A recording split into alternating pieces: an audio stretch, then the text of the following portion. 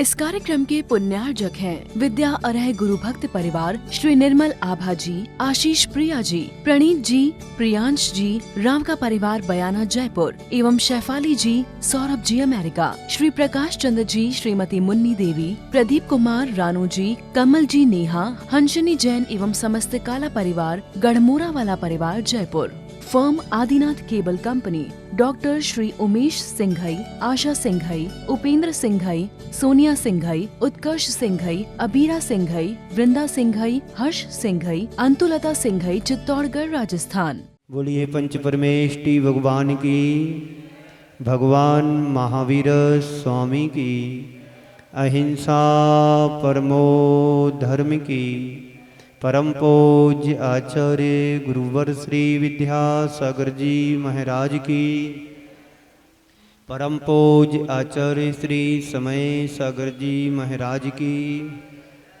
परम पूज्य सुंदर सागर जी महाराज की। बात चल रही है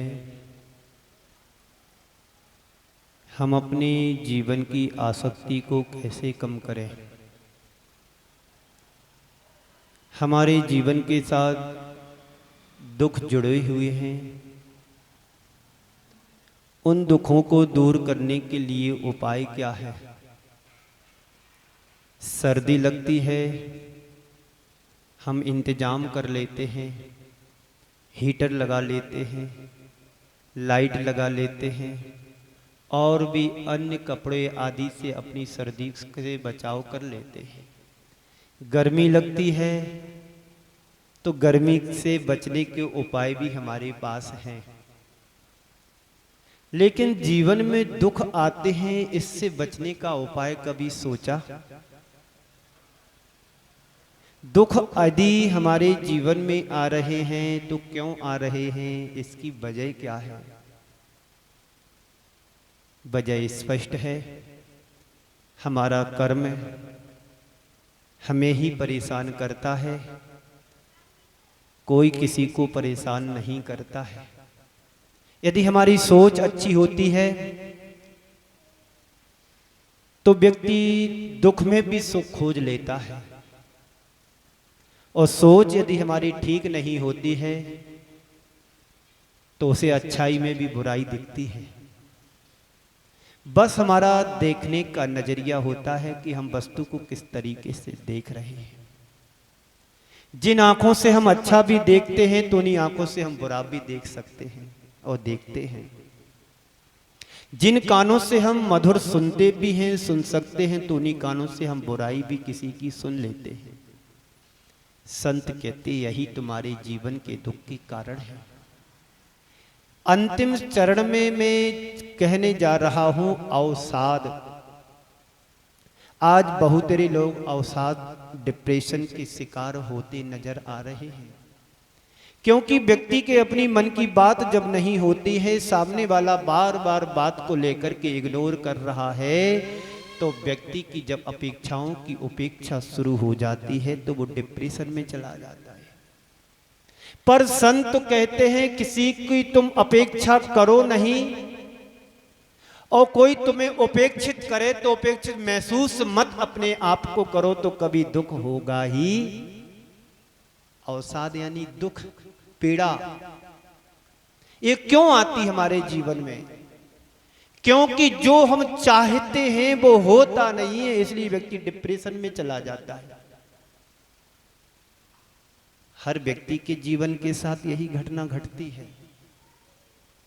जिसको तुम चाहते हो वो तुम्हें इग्नोर कर रहा, नजरअंदाज कर रहा है, तुम्हारा मन उसके प्रति भाग रहा है, वो तुम्हें नजरअंदाज कर रहा है, तो सामने वाला व्यक्ति बड़ा दुखी होता है, डिप्रेशन में चला जाता है, अनकॉन्शियस माइंड में चला जाता है, उसके मन की स्थिरता खंडित हो जाती है। जिन बातों से अपने जीवन को सुकून पा रहा था, उन्हीं बातों से व्यक्ति को दुख होने लगता है। तो अवसाद में क्यों जाते हैं, प्रश्न करो। जब प्रतिकूल संयोग हमारे जीवन से जुड़ता है, दुख आता है, जब उसे सहन नहीं कर पाता है, तब छोटे छोटे बच्चों को भी डिप्रेशन जकड़ लेता है। बच्चे 10वीं क्लास में पढ़ रहा है, उसने सोचा कि मेरे 95 से कम परसेंटेज नहीं आना चाहिए और 65 पर रुक गया उसका रिजल्ट, तो कितना डिप्रेशन में चला जाता है। डिप्रेशन तो बहुत दूर की बात है, सुसाइड भी बच्चे कर लेते हैं। इतने कम अंक मेरे क्यों आए? मैंने तो ऐसा लिखा था, ऐसा लिखा था, मेरा एक भी नंबर कटना नहीं चाहिए था, पर कटे क्यों? नंबर क्या कम हो जाते हैं, वो जिंदगी से खेल खेल लेता है। एक नहीं सैकड़ों बच्चे हर वर्ष मौत के शिकार बनते हैं। आप बड़ी बड़ी सिटियों में जाकर के देखो। मैं पिछले साल कोटा में था, इन्हीं दिनों महावीर फर्स्ट में मंदिर के बाजू में एक हॉस्टल था। 3 मंजिल बिल्डिंग, 3 मंजिल ऊपर से शाम को मैं प्रतिक्रमण छत पर कर रहा था। ठीक 6:30 बजे शाम का बजा था। एक 22-24 साल की लड़की के 18-20 जो भी होगी उम्र मुझे नहीं पता है, और तीसरी चौथी मंजिल से खिड़की में से बाहर कूद गई। आवाज आई एकदम धम्म से गिरने की। मैंने लोगों से पूछा क्या हो गया? बोले एक लड़की अभी अभी ऊपर से नीचे कूद गई। क्या वजह होगी वो भगवान जाने। उसे तुरंत उठाया, हॉस्पिटल ले गए। दूसरे दिन पूछा क्यों, क्या हालत है? बोले अभी तो जिंदा है। मैंने सोचा जिंदा क्या, उसकी जिंदगी ही अब बर्बाद हो गई। हाथ पैर नंग नंग उसके मिट गए, टूट गए, अब वो सुरक्षित नहीं जी सकती है। उसने दुख अपने हाथों से बुलाया। छोटी छोटी बातों को व्यक्ति यदि नजरअंदाज कर दिया जाए, नजर इग्नोर कर दे, तो कभी जीवन में दुख नहीं आ सकता, अवसाद नहीं आ सकता है। पर छोटे छोटे बच्चे भी इस चीज से प्रभावित हो रहे हैं, क्योंकि मनुष्य के मन में अपेक्षाएं बहुत हैं, इच्छाएं बहुत हैं, लेकिन जानते कुछ नहीं है, ज्ञान भी कुछ नहीं है। उस घड़ी यह सोच लें बस थोड़ी देर की बात है। दुख आया है तो यह भी स्थायी नहीं है, सुख आया है यह भी स्थायी नहीं। बस हमारा जीवन है वो सलामत बना रहे, सुरक्षित रहे, यही हमारी जीवन जीने की असली कला है। बच्चे रात रात भर पढ़ते हैं, जब सोने का समय होता है तब वो पढ़ते हैं, और जब जागने का समय होता है जब सोते हैं, उल्टी गिनती करते हैं। दोपहर में अभी 12 बजे में यहां पर बैठा था, 2-3 बच्चे आए मेरे सामने। पूछा कहां से हैं? बोले यहीं से हैं। पढ़ाई करते? बोले हाँ करते पढ़ाई। क्या पढ़ रहे? बोले 12th को पास किया है। तो फिर मैंने कहा कि 12 बजे मंदिर आने का टाइम है क्या? महाराज घर का काम किया, पोछा किया, ये किया, वो किया, फिर मंदिर आए। हमने कि कितने बजे उठते? बोले 10 बजे उठते। पूछा कितने बजे सुबह होती तुम्हारी? तो कहते 10 बजे सुबह होती। हमने की गलत बात है, तुम 2 बजे, 2:30 बजे, 3 बजे सोने को जा रहे हो, पूरा टाइम रील्स में लगा देते हो। कौन को भेजना, किससे क्या करना है, किसको क्या मैसेज करना, बस उसमें मिलता क्या है? कहीं का ईंट, कहीं का रोड़ा, भान भतीजा, कुरमा जोड़ा वाली बात है। कोई असलियत उसमें रील्स में दिखाई नहीं देती है। और उसके पीछे अच्छे अच्छे बच्चे अपना फोकस पढ़ाई का छोड़ करके उन रील में घुस गए। पैसा भी बर्बाद कर रहे पढ़ाई के नाम पर, जिंदगी भी कम बर्बाद कर रहे।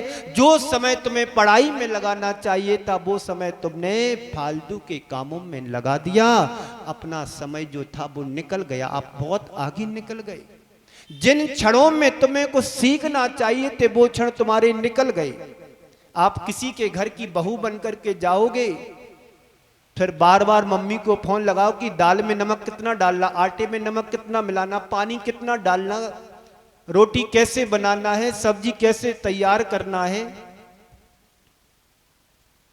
उन बच्चों को मैंने 10 से 15 मिनट टाइम दिया और बड़े अच्छे तरीके से मोटिवेट किया। फिर ने कहा कि शाम को आना, पता नहीं वो आए कि नहीं आए। बोला 7 बजे आना, 7:30 बजे आए। हम किधर जा रहे हैं? इसी कारण से व्यक्ति अवसाद और डिप्रेशन के शिकार बनते। जब हमारे मन का नहीं होता है तो व्यक्ति उपेक्षित होता है। जब उपेक्षित होता है उसके अंदर की शांति खंडित हो जाती है, अवसाद में गिर जाते हैं, डिप्रेशन में चले जाते हैं। हम बड़े हो चुके हैं, हमें अपना समय खुद क्रिएट करना है। कितने बजे सोना है, कितने बजे उठना है, क्या करना है। आज यदि तुम ये समय तुम क्षण गंवा दोगे तो तुम्हारा बचपना, तुम्हारी जवानी लौट करके नहीं आएगी। फिर मैंने कहा कि आम को देखा, पकने के बाद आम कैसा हो जाता है? 363 झुर्रियां उसके चेहरे पर आ जाती है। जिन क्षणों में तुम्हें खाना चाहिए, जीवन को संभालना चाहिए, उस समय तुम टेंशन में जी रहे हो। कैसे जीवन संभलेगा? फिर मैंने क्वेश्चन किया, अभी तुमसे कहा जाए कि 10 किलो वजन उठाओ तो नहीं उठेगा। तुम्हारी उम्र में जब मैं था घर में तो 50-60 किलो का बोरा उठा करके साइड में रख देता था। और आज के बच्चों से कहा जाए कि 5 किलो की 10 किलो की पानी की बाल्टी उठाना है तो उठेगी नहीं। बस नल तो खोल लेते हैं पर नल का पानी एक स्थान से दूसरे स्थान नहीं ले जा सकते। उनकी आज क्षमता का परिचय है। ना खाने का समय, ना रहने का समय, ना पहनने का पता, कहाँ खा रहे, कहाँ पी रहे, कहाँ घूम रहे, सो रहे तो सुबह कब हो रही, रात कब हो रही, कुछ भी पता नहीं है। ऐसे बच्चे कभी अपने जीवन में कामयाबी हासिल नहीं कर सकते हैं। गलती बच्चों की नहीं है, गलती उनके पेरेंट्स की। उन्होंने उनको संस्कार नहीं दिए कि बेटा 9 बजे 10 बजे सोना ही है। 25-33 हजार रुपए के मोबाइल दिला दिए, मेरी बेटी पढ़ रही है, मेरा बेटा पढ़ रहा है कि किसी को और पढ़ा रहा है, कि किसी के जाल में फंस रही है। मकड़ी का जाल तो दिखता है व्यक्ति को कि मकड़ी का जाल मकड़ी बुन रही है, पर मकड़ी को यह पता नहीं होता कि उस जाल में खुद बुन रहा है। आज के बच्चों के साथ यही स्थिति हो रही है। माता पिता के लाखों रुपए साल में बर्बाद करते हैं, रिजल्ट 0 आता है। ना संस्कार मिलते, ना संस्कृति बच पाती है। संस्कार माहौल में मिलते, मॉल में नहीं मिलते। आज बच्चे मॉल में जाते हैं, आधे अधूरे कपड़े लेकर के आते हैं, पहनते हैं। ये उनकी लाइफ है, लाइफ स्टाइल बदल चुकी है। एक बच्चे की ड्रेस देखी, दूसरा बच्चा उसके लिए पीछे पड़ जाता, मुझे भी ऐसा ही चाहिए। और जब माता पिता उनकी अपेक्षाओं की पूर्ति नहीं कर पाते तो बच्चे फिर चोरी करना शुरू करते। जब चोरी नहीं कर पाते तो या तो सुसाइड करेंगे या फिर किसी के चक्कर में फंसने का उपक्रम करेंगे। यही इनकी लाइफ है।